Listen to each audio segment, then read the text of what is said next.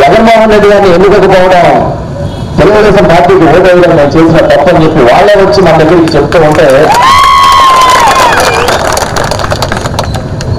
మహిళలు కానీ రైతులు కానీ యువత కానీ ఇంత త్వరగా ప్రజల్లో అందుబాటులోనైనా ప్రభుత్వం ఏది ఉండదు. ఎంతవరకు అమలు చేశారు ఈ రెండు కూడా చాలా స్పష్టంగా ఉన్నది, ప్రజలకు నివేదించడం జరిగింది. ఆనాడు ఎన్నికలకు వచ్చే ముందు విపరీతమైన హామీలు ఇచ్చారు. ప్రధానంగా 5 హామీలను చూస్తే, ఒకటి మరి రైతు రుణాల మాఫీ అన్నారు, వ్యవసాయ రుణాల మాఫీ అన్నారు. ఒకసారి మేము అందరికీ తెలియచేయాలని గడప గడపకు వైఎస్ఆర్ ప్రోగ్రాం పెట్టాం. మరి దేంట్లో ప్రజలండి వీరందరూ కూడా ఇవాళ మనసాసి మరి ఒక్క నిమిషం వెళ్ళిపోతున్నా ఆ పక్కకి మార్చుకోమని ఇది 100 సంవత్సరాల మాట్లాడుతున్నప్పుడు మేము కూడా చివరిగా ఉంది ఆ కొత్త భాష మాట్లాడే విధానం ఒకసారి ఉన్నాం. రామజనపంలో ఉన్నాం. ఏళ్ళ నాలుగేసి ఆ భాషకు చెప్తున్నారు మాకు అధ్యక్షుడు ఆ చెత్త భాష మాట్లాడుతూ చెత్త భాష. చంద్రపురం నియోజకవర్గంలో ముగింపు కార్యక్రమం జరిగింది.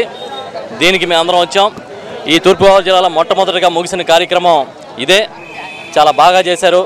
111 రోజుల పాటు పెద్దలు బోస్ గారు ఇక్కడ మొత్తం పర్యటించి ప్రతి ఇంటికి వెళ్ళి మన కార్యక్రమాన్ని దిగ్విజయం చేసినందుకు మేమందరం ఆయన కృతజ్ఞతలు తెలియజేస్తా ఉన్నాం. ఇంకా తూర్పుగోదావరి జిల్లా వ్యాప్తంగా కూడా బ్రహ్మాండంగా జరుగుతూ ఉంది కార్యక్రమం. ఇది తూర్పుగోదావరి జిల్లా వ్యాప్తంగా బ్రహ్మాండంగా కార్యక్రమం జరుగుతూ ఉంది. ఈరోజు ఇక్కడికి వచ్చినప్పుడు ఇక్కడ స్థానికంగా పోలీసులను అడ్డుపెట్టుకుని విపరీతమైన కేసులు పెట్టి ఇబ్బంది పెడతా ఉన్నారు అని చెప్పి తెలిసింది. కేసులకి భయపడే పరిస్థితి వైఎస్ఆర్ పార్టీ ఏం లేదు. ఇప్పుడే బోస్ గారు కూడా పిలిపించారు. మీరు కానీ కేసులు పెట్టి చేస్తే, మమ్మల్ని వేధిస్తే తప్పకుండా ఈ తూర్పుగోదావరి జిల్లాలో వైఎస్ఆర్ పార్టీ అంతా ఏకమై తిరగబడి ఏ ఒక్క కార్యకర్తకి ఇబ్బంది జరిగినా మేము అందరం ముందుంటామని చెప్పి సందర్భంగా తెలియజేస్తూ ఉన్నాం. దయచేసి వేధింపులు ఆపుకోవాలి, మీ పద్ధతి మార్చుకోవాలని చెప్పి మేము కోరుతా ఉన్నాం. జగన్మోహన్ రెడ్డి గారి పిలుపు మేరకు గడప గడపకు వైఎస్ఆర్ ప్రోగ్రాం దాదాపుగా 111 రోజుల నుంచి చేస్తూ ఈవేళ ముగింపు చేసింది.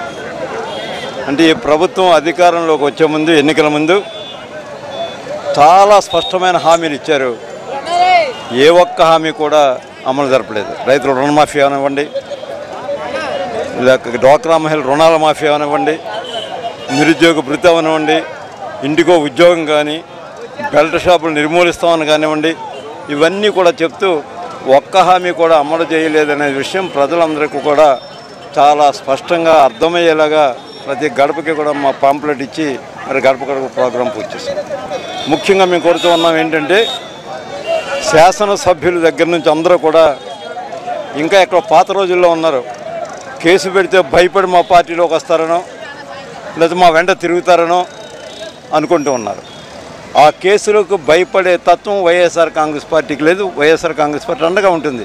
అటువంటి ఆగడాలు ఇక ముందు ఏమైనా కొనసాగిస్తే మరి చూస్తూ ఊరుకునే ప్రశ్నే లేదు అనేది ఒకసారి గమనించాలని కోరుతూ ఉన్నాం వారిని. అంతేకాకుండా ఇవాళ చూస్తున్నాం మన శాసనసభ్యుడు చైతన్య జన్మభూమి సభల్లో అసలు నోటికి అడ్డు అదుపు లేదు.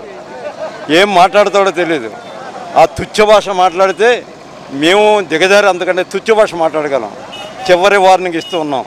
ఈసారి మరలా ఎక్కడైనా తుచ్చ భాష నీ నోట్లోంచి వస్తే ఇదే ప్లేస్లో మీటింగ్ పెట్టి అంతకంటే తుచ్చ భాష మాట్లాడి నీ పరువంతా బయట పెట్టగలన్న విషయాన్ని ప్రత్యేకంగా తోట తిరుమూర్తి గారికి హెచ్చరిస్తూ ఉన్నాం.